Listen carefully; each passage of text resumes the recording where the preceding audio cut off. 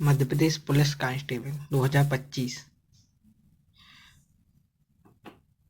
पहला प्रश्न है, निम्न में से कौन सी फसल आमतौर पर जयाद से जुड़ी नहीं है? जयाद से जुड़ी नहीं है। प्रश्न ध्यान से पढ़ना। तो सही आंसर है सूरजमुखी। सूरजमुखी जयाद की फसल नहीं है। खीरा है, तरबूज है और करेला है। जयाद की फसलें रबी और खरीफ की फसलों के बीच के छोटे मौसम में आमतौर पर मार्च से जून तक उगाई जाती हैं। इसकी वृद्धि चक्र इनकी वृद्धि चक्र तेज होता है और इन्हें अक्सर सिंचाई की आवश्यकता होती है। तरबूज, खीरा और करेला सभी आमतौर पर जायद की फसलों के रूप में उगाए जाते हैं।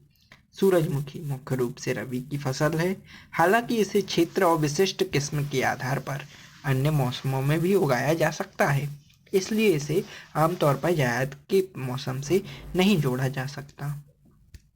अगला प्रश्न है, मध्य प्रदेश के निम्न में से किस क्षेत्र में सबसे अधिक सोयाबीन उत्पादन होता है? तो सही बात है, मालवा में। सोयाबीन मध्य प्रदेश की एक प्रमुख खरीफ फसल है, जिसकी खेती 53 लाख हेक्टेयर क्षेत्र में की जाती है। मध्य प्रदेश सोयाबीन उत्पादन में देश में अग्रणी है, जिसकी हिस्सेदारी 55 से 60% है। अकेले मालवा जलवायु क्षेत्र में सोयाबीन की खेती लगभग 2.2 से 2.5 मिलियन हेक्टेयर में होती है। अगला प्रश्न है, चंबल घाटी मध्य प्रदेश के किस भौगोलिक विभाग में स्थित है? चंबल घाटी, तो सही आंसर है मध्य भारत पठार में। मध्य भारत पठार में चंबल घाटी मध्य प्रदेश के मध्य भारत पठार में स्थित है।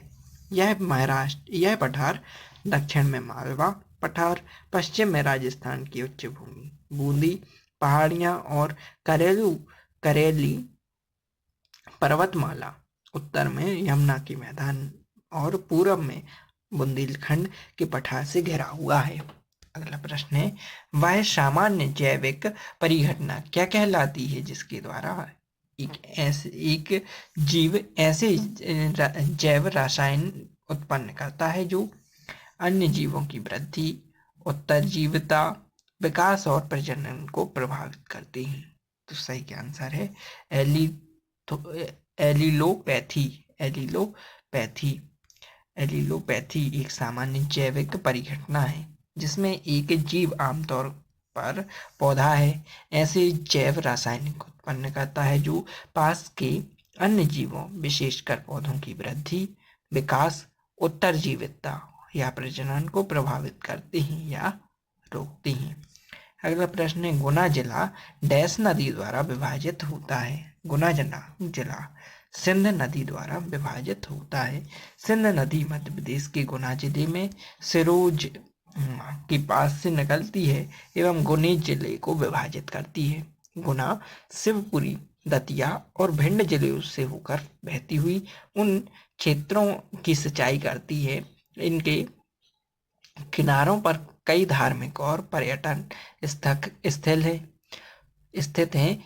इसका अंतिम पड़ाव चंबल नदी है जो दतिया और डबरा के बीच उत्तर की ओर बहती है। अगला प्रश्न है, निम्न में से कौन सा पौधा प्रकंदों के माध्यम से अलौकिक रूप से प्रजनन करता है? तो सही आंसर है फर्न। अदरक और फर्न प्रकंदों के माध्यम से अलैंगिक प्रजनन रूप से प्रजनन करते हैं। प्रकंदन भूमिगत क्षैतिज तने होते हैं जो पोषक तत्वों को संग्रहित करते हैं और नए पौधों को अंकुरित करने के लिए कलियों को जन्म देते हैं। अगला प्रश्न है, मध्य प्रदेश में के निम्नलिखित क्षेत्रों में से किसमें मानसून के दौर सबसे कम वर्षा होती है? तो उत्तर पश्चिम क्षेत्र में। मध्य प्रदेश की जलवायु उपोष्ण कटिबंधीय है, अधिकांश उत्तर भारत की तरह है। यहाँ भी गर्म ग्रीष्मकाल मार्च जून, इसके बाद मानसूनी वर्षा जुलाई सितंबर और फिर अपेक्षाकृत शुष्क शरद ऋतु होती है। इसके दक्षिण पूर्वी जिले में सबसे अधिक वर्षा होती है। कुछ स्थलों पर 2150 मिलीमीटर यानी 84.6 इंच तक वर्षा होती है। पश्चिमी और उत्तर पश्चिमी जिले में 1000 मिलीमीटर यानी 3.4 इंच या उससे कम की भी वर्षा होती है। अगला प्रश्न है, निम्नलिखित में से किस शासक ने प्राचीन काल में सातवाहन साम्राज्य को दक्कन में मजबूत किया था? तो सही आंसर है गौतमी पुत्र सतकर्णी ने सातवाहन साम्राज्य को दक्कन में मजबूत किया। उन्होंने इस दौरान शत्रुओं को परास्त कर साम्राज्य का विस्तार किया। अगला प्रश्न है, व्यापक रूप से वितरित तैरती जलीय पादपों की एक प्रजाति का नाम बताइए जो अब तक ज्ञात सबसे छोटी एक बीज पत्री पादप है और जिसमें प्रोटीन की अधिकतम मात्रा पाई जाती है। तो प्रोटीन की अधिकतम मात्रा एक ज्ञात सबसे एक बीजी पत्री पादप बोलफिया और तैरती जलीय पादपों की प्रजाति ये बोलफिया है। ये 3 नाम से जानी जाती है। व्यापक रूप से वितरित तैरती तलीय पादप जो ज्ञात सबसे छोटे एक बीजी पत्री पादप हैं और जिसमें उच्च कुल प्रोटीन पाई जाती है बोलफिया है। इसे वाटरमील या डकवीड के नाम से भी जाना जाता है। अगला प्रश्न है, भारत की जनगणना 2011 के अनुसार वह कौन सा राज्य है जिसमें कुल साक्षरता दर और पुरुष साक्षरता दर दोनों 90% से अधिक हैं? तो सही आंसर है मिजोरम। भारत में की 2011 की जनगणना के अनुसार मिजोरम की कुल साक्षरता दर 91.6% थी और पुरुष साक्षरता दर 93.7% थी, जो दोनों 90 से अधिक हैं। अगला प्रश्न है, लम्हेरा पहाड़ियां कहाँ स्थित हैं? लम्हेरा पहाड़ियां जबलपुर में स्थित हैं। भीमबेटका की पहाड़ी है रायसेन में, उदयगिरी की पहाड़ी है विदिशा में, कांकड़ी की पहाड़ी है इंदौर में, मांडू की पहाड़ी है धार में और लम्हेटा की पहाड़ियां हैं जबलपुर में। अगला प्रश्न है, जब शुष्क बुझे हुए चूने का क्लोरीकरण होता है तो मुख्य उत्पाद डैश के रूप में बनता है? किसके रूप में बनता है? कैल्शियम ऑक्सीक्लोराइड के रूप में बनता है। अगला प्रश्न है, DPIIT में पी का क्या अर्थ है? DPIIT में पी का क्या अर्थ है? पी का अर्थ है प्रचार। DPIIT का पूरा नाम department of promotion and industry of internal trade. इसमें पी का अर्थ प्रचार होता है। यह विभाग उद्योग और आंतरिक व्यापार को बढ़ावा देने के लिए कार्य करता है। अगला प्रश्न है, पर्सिलिस रिपोर्ट्स किस जिले में रिसोर्ट किस जिले में स्थित है? तो सीधी में है। पर्सिली रिसोर्ट मध्य प्रदेश के सीधी जिले में बनारस नदी के तट पर स्थित है। यह मध्य प्रदेश पर्यटन का एक खूबसूरत स्थल है और सीधी जिले के संजय दुबरी राष्ट्रीय उद्यान के अंतर्गत आता है। यहाँ जंगल सफारी भी उपलब्ध है। पार्सिली रिसोर्ट से संजय दुबरी पार्क 10 मिनट में पहुंचा जा सकता है। अगला प्रश्न है, बाघ की गुफा किस राज्य में स्थित है? बाघ की गुफा है मध्य प्रदेश में स्थित बाघ की गुफा। यह स्थल प्राचीन काल के अवशेषों के संदर्भ में महत्वपूर्ण माना जाता है। अगला प्रश्न है, निम्नलिखित में से कौन सा कोशिकांग पादप कोशिका में तो पाया जाता है किंतु जंतु कोशिका में नहीं पाया जाता? तो क्लोरोप्लास्ट को छोड़कर अन्य सभी पशु कोशिका में पाए जाते हैं। क्लोरोप्लास्ट में हरे रंग का पर्णहरित या क्लोरोफिल उपस्थित होता है जिस कारण पौधों के कुछ भाग या पत्तियां हरी दिखाई देती हैं। इनके द्वारा ही प्रकाश संश्लेषण की क्रिया संपन्न होती है और कार्बोहाइड्रेट बनते हैं। अगला प्रश्न है, कौन से तत्व आर्द्रताग्राही न्यूक्लोरी के रूप में कार्य करते हैं? जिनके चारों ओर जलवाष्प संघनित होकर अभ्र का निर्माण होता है। तो सही आंसर है धूल और समुद्री नमक। धूल और समुद्री नमक आर्द्रताग्राही न्यूक्लोई के रूप में काम करते हैं। ये ऐसे छोटे कण होते हैं जिनके चारों ओर जल वाष्प संघनित होकर बादल बनता है। अगला प्रश्न है, सीढ़ीदार खेती आमतौर पर भारत के निम्नलिखित में से किस क्षेत्र में की जाती है? तो हिमालय में की जाती है। सीढ़ीदार खेती पहाड़ी और उन ढलानदार क्षेत्रों में की जाती हैं जहां पर समतल भूमि कम होती है। भारत में यह प्रथा विशेष रूप से हिमालयी राज्यों जैसे उत्तराखंड, हिमाचल प्रदेश और सिक्किम में प्रचलित है। यह मिट्टी क्षरण रोकने और जल संचरण में मदद करती है। अगला प्रश्न है, डिंडोरी को अलग जिला कब घोषित किया गया? 1998 में डिंडोरी को 25 मई 1998 को एक अलग जिला घोषित किया गया। जब इसे मंडला जिले से अलग करके बनाया गया था तो 1998 में गठित अन्य जिले हैं, डिंडोरी है, बड़वानी है, नीमच है, कटनी है, श्योपुर है, उमरिया है और हरदा है। अगला प्रश्न है, अभिकथन ए ठोस कचरा आज की दुनिया में एक प्रमुख मुद्दा है। कारण है यह मिट्टी और पानी दोनों में को प्रदूषित करता है। तो क्या है? ये दोनों सत्य हैं। अगला प्रश्न है, भारतीय संविधान का निम्नलिखित में से कौन सा अनुच्छेद मूल कर्तव्यों से संबंधित है? तो अनुच्छेद 51 ए भारतीय संविधान में मूल कर्तव्यों को 42वें संशोधन 1976 द्वारा जोड़ा गया था। ये कर्तव्य अनुच्छेद 51 ए में उल्लेखित है और नागरिकों के नैतिक दायित्वों को दर्शाते हैं। संबंधित समिति स्वर्ण सिंह समिति है। स्वर्ण सिंह समिति। सतना जिला किस राज्य के साथ अपनी सीमा साझा करता है? सतना जिला उत्तर प्रदेश के साथ सीमा साझा करता है। मध्य प्रदेश भारत के 5 राज्यों उत्तर प्रदेश, छत्तीसगढ़, गुजरात, राजस्थान और महाराष्ट्र के साथ अपनी सीमा साझा करता है। मध्य प्रदेश की सबसे बड़ी सीमा राजस्थान के साथ लगती है।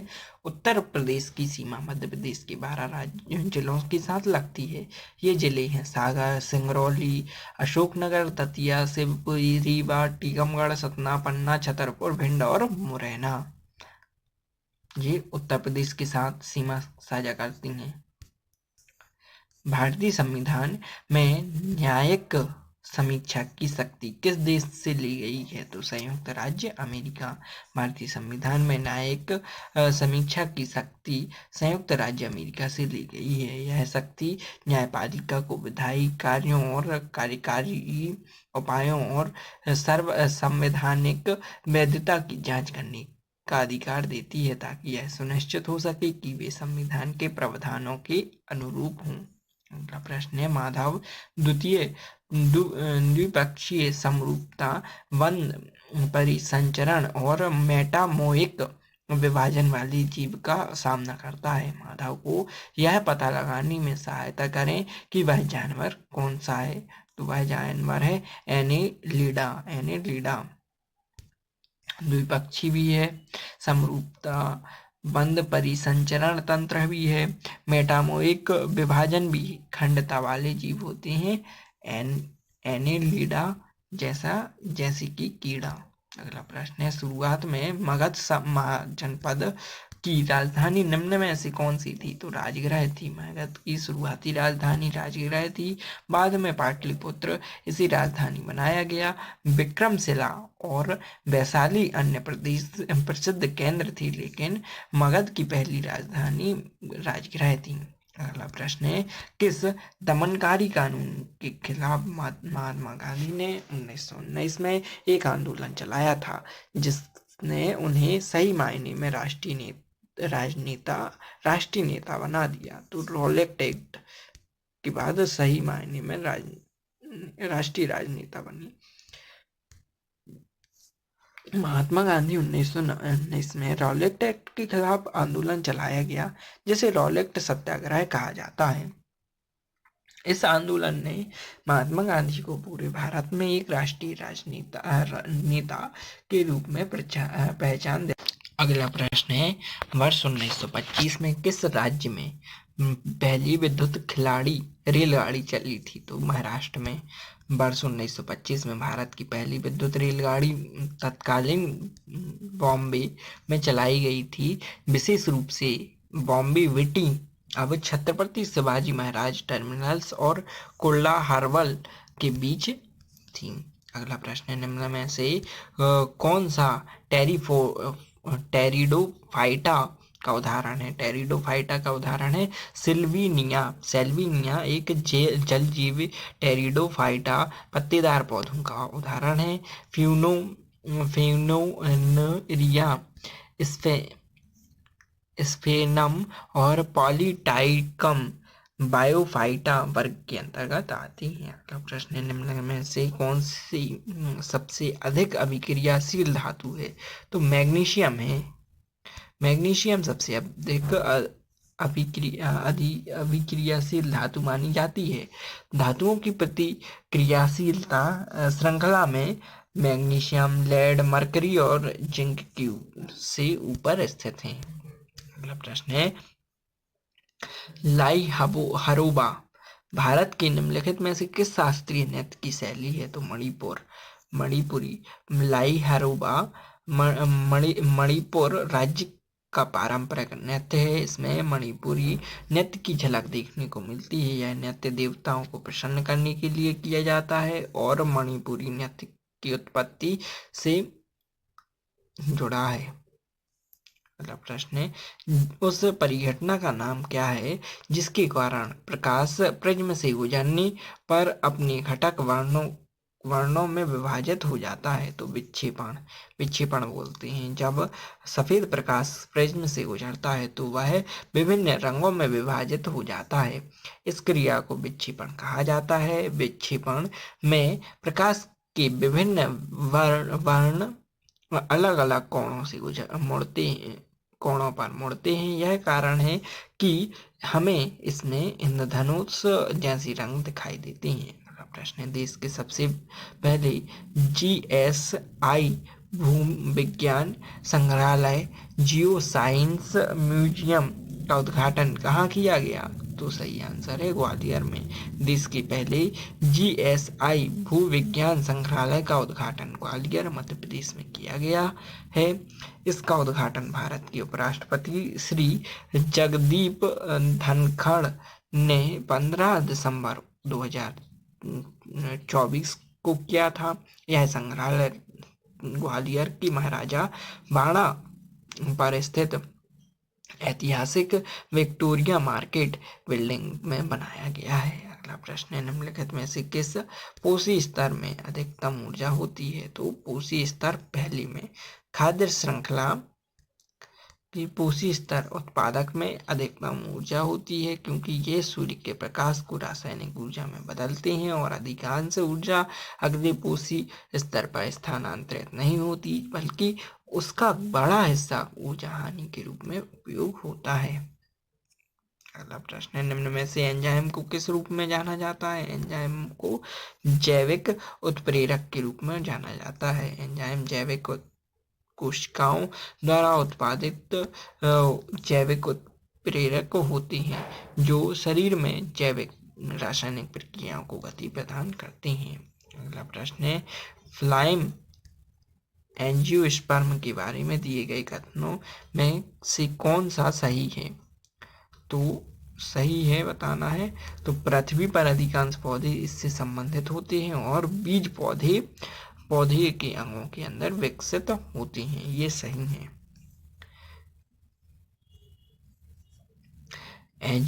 एंजियोस्पर्म वे पौधे होते हैं जिनमें बीज पौधों के अंगों के अंदर विकसित होती हैं और आगे चलकर फल का निर्माण करती हैं। पृथ्वी पर पाए जाने वाले अधिकांश पौधे इसी समूह से संबंधित होते हैं। ये पौधे संवहनी होते हैं और इनके बीज फल के अंदर छिपे होते हैं, न कि नग्न।